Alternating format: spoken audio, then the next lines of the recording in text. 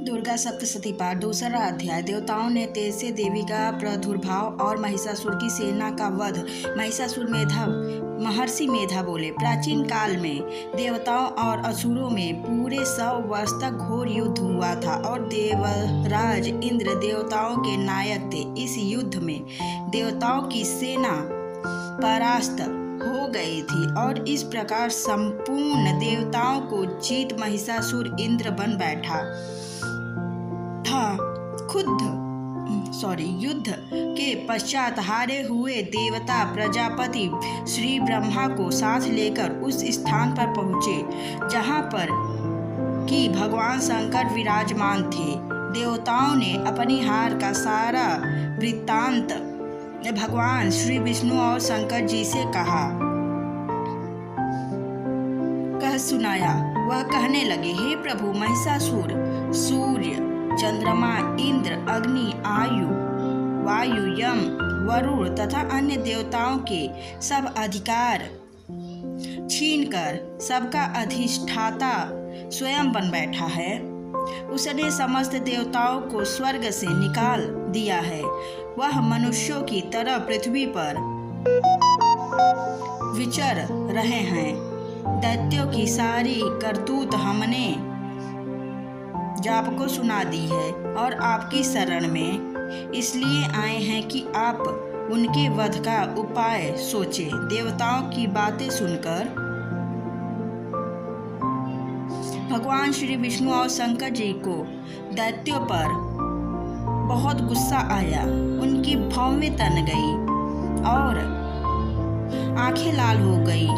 गुस्से में भरे हुए भगवान विष्णु के मुख से बड़ा भारी तेज निकला और उसी प्रकार का तेज भगवान शंकर, ब्रह्मा और इंद्र आदि दूसरे देवताओं के मुख से प्रकट हुआ। फिर वह सारा तेज में मिल गया और तेज का पुंज वह ऐसे दिखता था जैसे कि ज्वल्यमान पर्वत हो।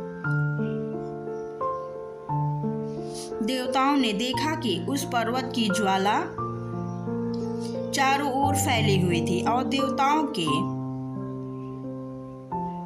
शरीर से प्रकट हुए तेज की किसी अन्य तेज से तुलना नहीं हो सकती थी। एक स्थान पर इकट्ठा होने पर वह तेज एक देवी के रूप में परिवर्तित हो गया और अपने प्रकाश से तीनों लोकों में व्याप्त जान पड़ा। वह भगवान शंकर का तेज था।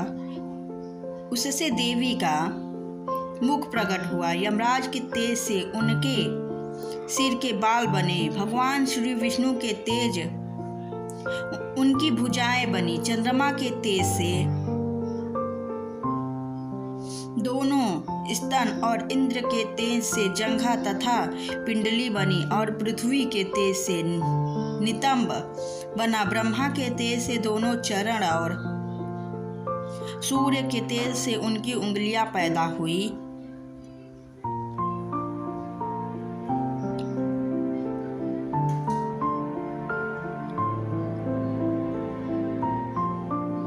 असुरों के वसुओं के तेज से हाथों की उंगलियां एवं कुबेर के तेज से नासिका बनी। प्रजापति के तेज से उनके दांत और अग्नि के तेज से उनके नेत्र बने। संध्या के तेज से उनकी भव्य और वायु के तेज से उनके कान प्रकट हुए थे। इस प्रकार उस देवी का प्रादुर्भाव हुआ था।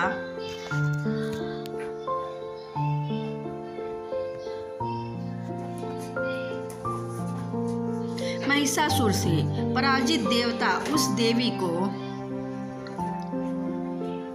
देखकर अत्यंत प्रसन्न हुए। भगवान शंकर ने अपने त्रिशूल में से एक त्रिशूल निकालकर उस देवी को दिया और भगवान विष्णु ने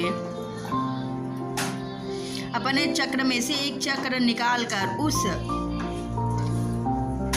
देवी को दिया। वरुण ने अपने चक्र में से एक चक्र निकालकर उस देवी को दिया। वरुण ने देवी को शंख भेंट किया। अग्नि ने इसे शक्ति दी, वायु ने उसे धनुष और बाण दिए। सहस्त्र नेत्रों वाले श्री देवराज इंद्र ने उसे अपने वज्र उत्पन्न करके वज्र दिया और ऐरावत हाथी का एक घंटा उतारकर देवी को भेंट दिया। देवराज ने उसे कालदंड में से एक दंड दिया। वरुण ने उसे पास दिया।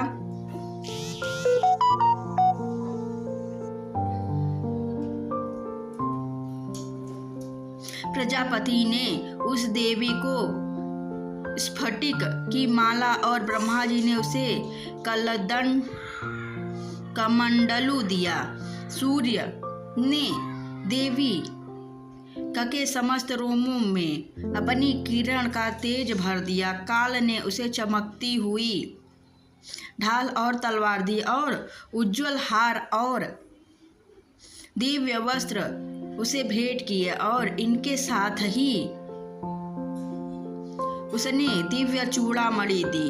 2 कुंडल, कंकड़, उज्ज्वल अर्धचंद्र, बाहों के लिए बाजूबंद, चरणों के लिए नुपुर, गले के लिए सुंदर हंसली और अंगुलियों के लिए रत्नों से बनी हुई अंगूठी उसे दी। विश्वकर्मा ने उनको फरसा दिया और उसके साथ ही कई प्रकार के अस्त्र और अभेद कवच दिए और इसके अतिरिक्त उसने कभी न कुम्हलाने वाले सुंदर कमलों की माला भेंट की। समुद्र ने सुंदर कमल का फूल भेंट किया।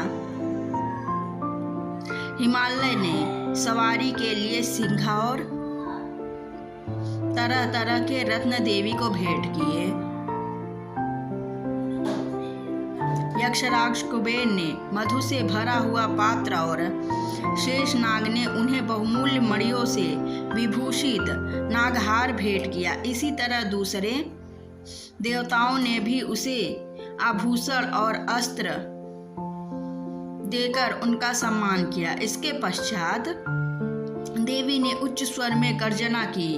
उसके इस भयंकर नाद से आकाश गूंज उठा। देवी का वह उच्च स्वर से किया हुआ सिंहनाद समा न सका। आकाश उसके सामने छोटा प्रतीत होने लगा। उससे बड़े जोर की प्रतिध्वनि हुई, जिससे समस्त विश्व में हलचल मच गई और समुद्र कांप उठे, पृथ्वी डोलने लगी और सब पर्वत हिलने लगे।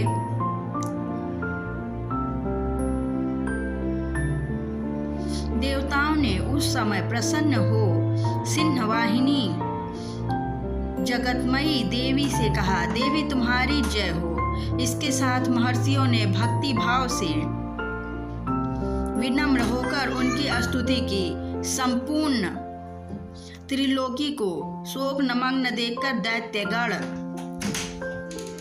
अपनी सेनाओं के साथ लेकर और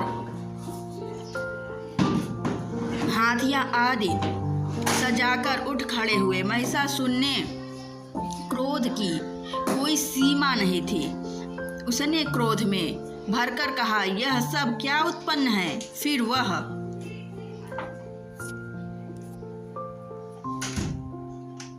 वह अपनी सेना के साथ उस ओर दौड़ा जिस ओर से भयंकर नाद का शब्द सुनाई दिया था और आगे पहुंचकर उसने देवी को देखा, जो कि अपनी प्रभा से तीनों लोकों को प्रकाशित कर रही थी। उसके चरणों के भार से पृथ्वी दबी जा रही थी। माथे के मुकुट से आकाश में एक रेखा सी बन रही थी और उसके धनुष की टंकारे से सब लोग क्षुब्ध हो रहे थे। देवी अपनी सहस्त्रों भुजाओं को संपूर्ण दिशाओं में फैलाए खड़ी थी। इसके पश्चात उनका दैत्यों के साथ युद्ध छिड़ गया और कई प्रकार के अस्त्रों शस्त्रों से सब दिशाएं भाषित होने लगी। महिषासुर की सेना का सेनापति चीचू नामक एक महान असुर था। वह आगे बढ़कर देवी के साथ युद्ध करने लगा और दूसरे दैत्यों की चतुरंगिनी सेना साथ लेकर चामर भी लड़ने लगा और 60,000 महारथियों को साथ लेकर उदग्र नामक महादैत्य आकर युद्ध करने लगा।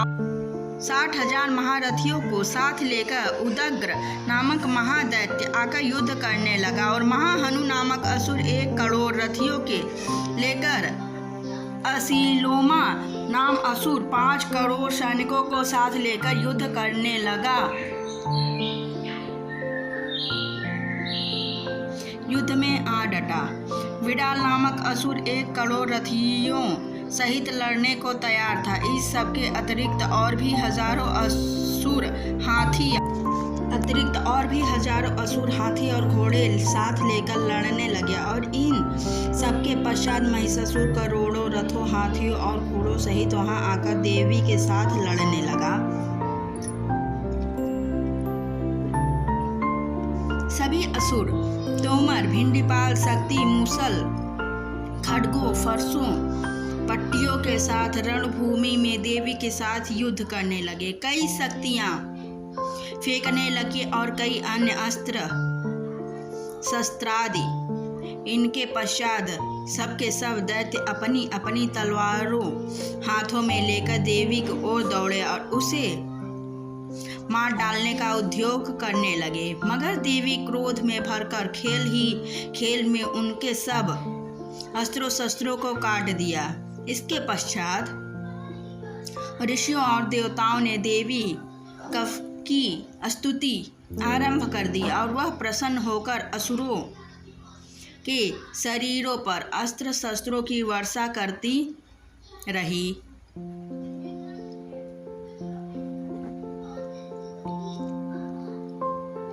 देवी का वाहन भी क्रोध में भरकर दैत्य सेना में इस प्रकार विचरने लगा जैसे कि वन में दावानल फैल रहा हो। युद्ध करती हुई देवी ने क्रोध में भरकर जितने श्वासों को छोड़ा वह तुरंत ही सैकड़ों हजारों गणों के रूप में परिवर्तित हो गए।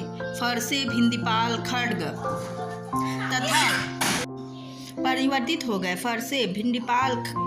खड्ग तथा पट्टिस इत्यादि अस्त्रों के साथ दैत्यों के युद्ध करने लगे। देवी की शक्ति से बड़े हुए वह गण दैत्यों का नाश करते हुए ढोल, शंख व मृदंग आदि बजा रहे थे। तदनंतर देवी ने त्रिशूल, गदा, शक्ति, खड्ग इत्यादि से सहस्त्रों असुरों को मार डाला। कितनों को घंटे की भयंकर आवाज से ही यमलोक पहुंचा दिया। इतने ही असुर को उसने पास में बांधकर पृथ्वी पर धर घसीटा। कितनों को अपनी तलवार के टुकड़े कर दिए और कितनों को गदा की चोट से धरती पर सुला दिया। कई दैत्य मूसल की मार से घायल होकर रक्तपान करने लगे और कई शूल से छाती फट जाने के कारण पृथ्वी पर लेट गए और कितने की बाण से कमर टूट गई। देवताओं को पीड़ा देने वाले दैत्य कट कट कर मरने लगे। कितनों की बाहें अलग हो गई, कितनों की ग्रीवाएं कट गई, कितनों के सिर कटकर धूल भूमि पर लुढ़क गए, कितनों के शरीर बीच में से कट गए और कितनों की जंघाएं कट गए और वह पृथ्वी पर गिर पड़े। कितने ही सिरों व पैरों के कटने पर भूमि से उठ खड़े हुए और शस्त्र हाथ में लेकर देवी से लड़ने लगे और कई दैत्यगण भूमि में बाजों की ध्वनि के साथ नाच रहे थे। कई असुर जिनके सिर कट चुके थे बिना सिर के धड़ से ही हाथ में शस्त्र देखते हुए लड़ रहे थे। दैत्य रह रह कर ठहरो ठहरो कहते हुए देवी को युद्ध के लिए ललकार रहे थे।